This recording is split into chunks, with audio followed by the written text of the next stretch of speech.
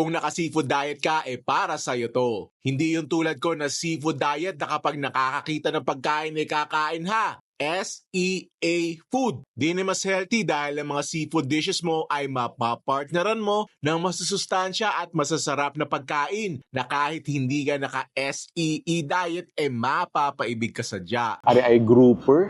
Yan, lapu-lapu sa atin. Big chunks of grouper. May mga gulay like okra. Mahilig ako sa okra. Spicy tofu. May spicy nga.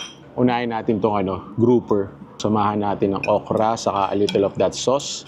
First bite. Thank you, Lord. Meron siyang konting curry flavor. Meron konting gata flavor. Not sure kung meron ding alamang to kasi may salty component ako nalalasahan eh. Not sure kung yun alamang or dahil fish siya tapos salty. Ang sarap. Sarap with rice. Kailangan may rice yan. Spicy tofu. Pillowy yung tofu. Tapos sweet saka spicy.